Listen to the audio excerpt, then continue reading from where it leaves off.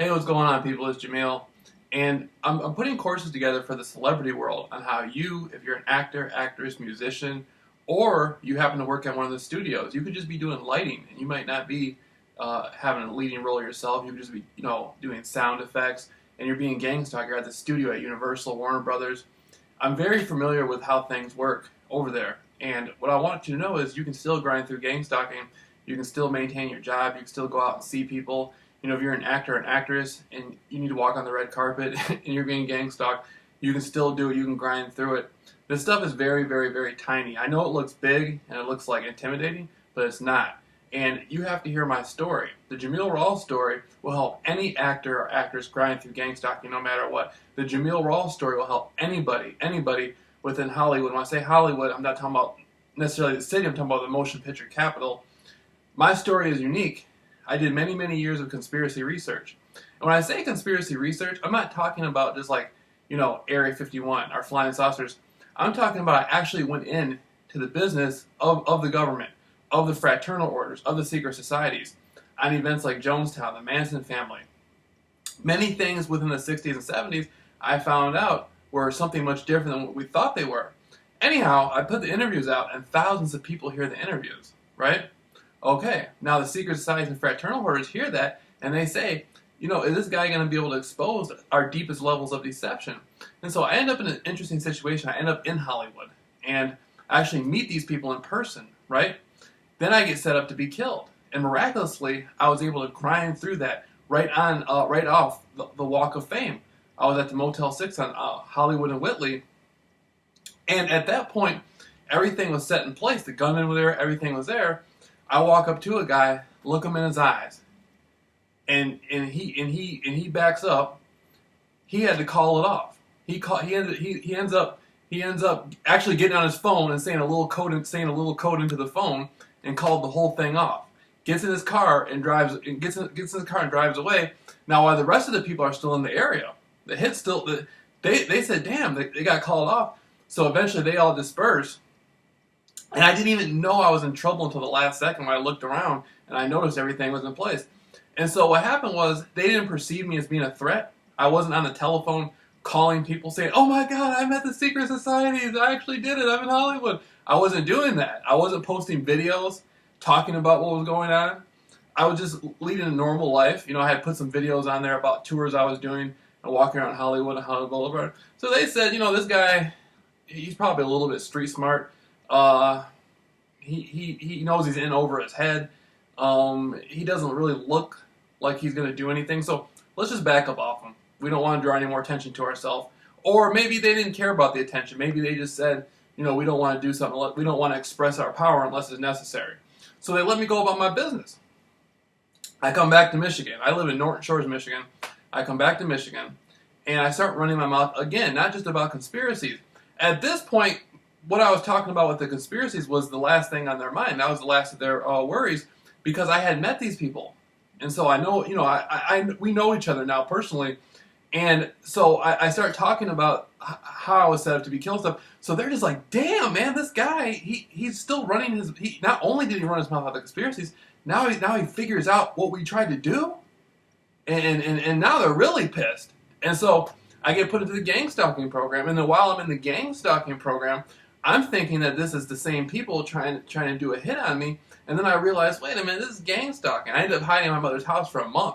I had to beg her to take out the trash. It was humiliating, right? But it helped me beat my fear of death. Once I found out I was being gang stalked, I actually go out about, and sometimes I'd go walking, and at 3 in the morning, cars would be coming.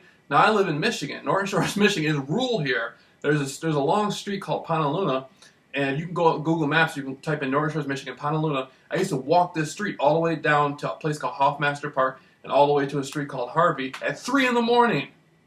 And the gang stalking people sometimes are using big trucks, all kinds of stuff, and they would be driving at me like they're going to hit me. I'd be walking on the street, and they'd be driving like they're going to hit me. I just said, you know what, no matter what, I'm JAMEEL RAWLS, I'm going to get through this. And so I don't move. Then eventually they get real, real close. Sometimes it'd get to 15 feet, even 10 feet, and they would steer off. Then I started walking more out. Then as they steered off more and more to avoid me more. And I said, you know what? This is all tactics, and I beat my fear of death. So that's pretty. So that's what's up, man. That's pretty cool. And so then I would go walking. I wake up at 3 in the morning, go walking to a real nice area called Grand Haven, Michigan. Now I'm from Muskegon, Michigan, growing up. Well, I'm from a lot of different places, but mainly from Muskegon. But I end up in high school in Grand Haven, so I'm familiar with the area. And so I start walking at 3 in the morning. It's like 15, 20 miles to get there, and then 15, 20 miles to get back. I'm doing some serious walking, man. I lost a lot of weight doing that. And so while I'm out there, I'm having to deal with people that I know. I used to go to school with. I'm coming across them. A lot of them are gang stalkers. They've been hired. So I start confronting people. Then I go back to an area known as Muskegon Heights, right? And this is basically the hood. And I know so many people all over this area. And so I go, I'm mixed black and white. This is predominantly a black neighborhood. And a lot of my family, not only do I have my father, which is, my blood family, who lives all over there. Then I have a stepfather whose family lives all over there. And so I'm known by just many, many people. And I'm going around talking to people, giving them flyers, telling them about me, telling them about how I got gang stalked, giving them my phone number. I'm just hitting them up randomly. I end up getting drugged on multiple occasions, the different restaurants I go to. And then sometimes when I would get drugged, I would go out and keep going, keep hitting the jump rope. I love the jump rope. I keep hitting the jump rope, passing out flyers, telling people more and more about me. And at this point, I'm realizing I'm actually beating this thing. And I keep grinding it out. And now when people talk to me, they call me and they're so bummed. And I got these courses, $50 a week. That you get at least an hour a day to talk to me to grind through it for $50 a week. And that's a very reasonable, I believe. And so people who hear my story and talk to me, they immediately get that spark. There's some people who don't even, they talk to me a few times and think, wait a minute, I can actually stand up to the program? I'm like, yeah, man, you can stand up to the program. I stood up to the most powerful people in the world and beat them in a life-death situation right on Hollywood Boulevard, the Walk of Fame, baby. I know you can stand up to the gang stalking program. And so they're like, oh, really? I'm like, yeah. And so they start standing up to it, and they start beating it, and they get courage. They get inspiration. I got my client's standing up to the program now. My client, she was afraid to before I started talking to her. I was talking to her for a couple days. Now she's standing up to the program. She's not going to let it change her experience of life. And so, that's my story. So, and there's a lot more. I went through a lot, man. That's just a small, tiny piece. I remember, again, I had to walk everywhere, and I had to walk with just rows and rows of cars following me, and they put the lights on in broad daylight. And when this first starts happening to you, it's a very agitating experience because you don't know what to make of it. And now I think it's pretty cool. And I live right next to an airport. Sometimes they use helicopters. They even brought out an airplane a couple times with the headlights on in broad daylight. I thought that was awesome. I learned no matter what, this experience is going to give me what I need in life. And that's what it did. And also, like, beautiful women. Man, I'm all into beautiful women now. And that's what I want. I want to go back out to the motion picture capital and holler at one of them fine ass blonde Barbie doll chicks with a fat ass boy. That's what I want to do. That's what I'm excited about. Pick Super up in the limo. Yeah. And so before I was staying at Motel 6, now I want to be staying at one of those 5 stars. And I went back to LA last summer to the thing called the Channel Panel with Treb Channeling. Now, Treb Channeling is ran by Rob Gauthier, who is a dear friend of mine, him and his companion, Kalina Angel. And so Treb is like a reptilian entity that's channeled by this guy. I know people are going to be tripping on this, but, if you're in Hollywood, you're probably used to this type of stuff. And I went and did channeling with Daryl Anka. Daryl Anka channels Bashar. I did channeling with him. And so, I'm very familiar with the New Age, channeling, astrology, numerology, all that stuff. And so, anyway, I'm at the hotel, and they bring a black SUV there. And I'm thinking, like, as soon as I look at the people, I know which secret society it is. I'm like, oh God. I'm like, you know what I mean? These are the people I'm like closest to intimately, and so it's like whenever they show up, I'm just like, oh man. But now it's kind of cool though because they going back, they showed up at the Holiday Inn, the International Holiday Inn, right there by the airport, by the LAX.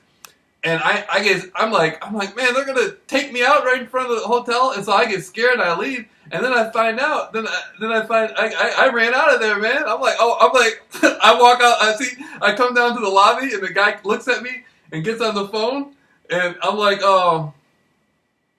I was like, immediately I knew what he was doing, but I'm like, are you the cab driver? And he shook his head no. And I go outside, and I saw those SUVs coming. I go, oh, hell no. And I took off, and I hit a corner, and I was like, bam, bam, bam, bam, bam, bam, bam, bam, bam, and ran inside. I was fat too, boy. I ran inside a hotel.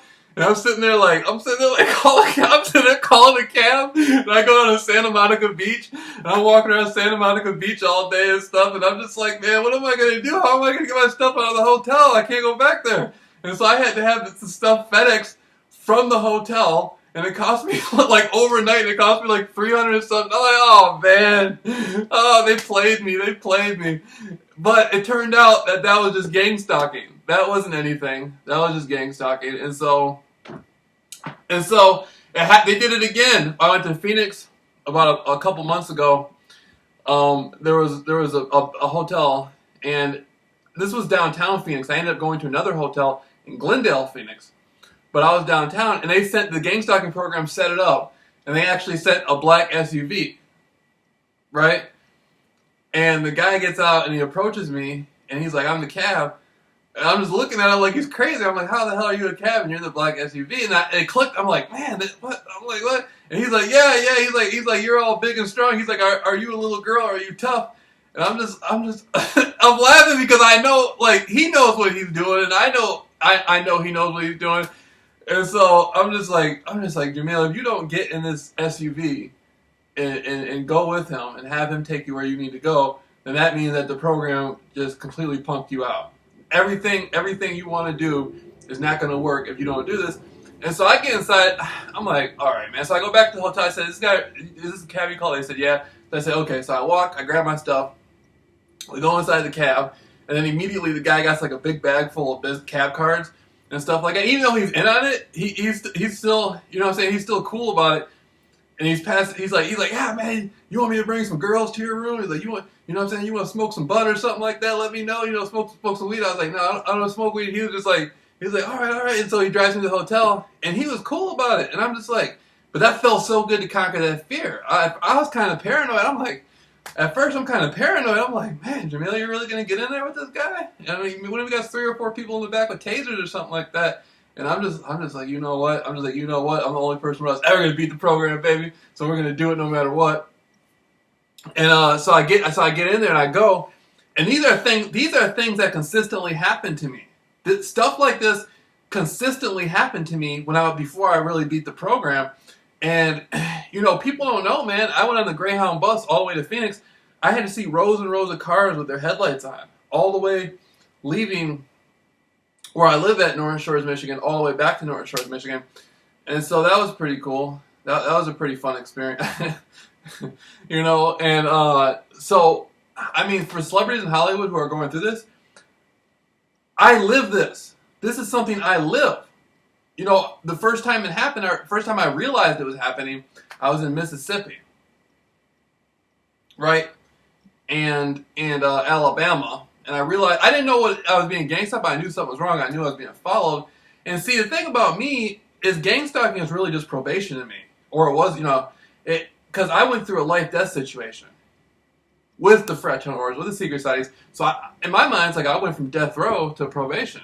Like, gang stalking is nothing compared to those people, And so, I mean, those people, those are some dark people, man, up there. So this is much easier. And so that's what helped me grind through it. A lot of people look at gang stalking like it's a death sentence. Like, you go on YouTube and you look up gang stalking and say, the program is meant to kill you. They know voodoo and all this stuff. I'm like, what? I'm like, you want to see what life and death is really like, facing life and death? You want to see who the real dark powers are? The real voodoo people? It's like, that's what I came from. This is nothing. This is cakewalk, baby. And so, I'm JAMEEL RAWLS, the only person who ever did it and got away with it. If you're a celebrity, call me, let me know. I mean, I just feel my heart's in the right place with connecting with the people in the motion picture industry in Hollywood, because I went through years and years of conspiracy research on the Laurel Canyon area.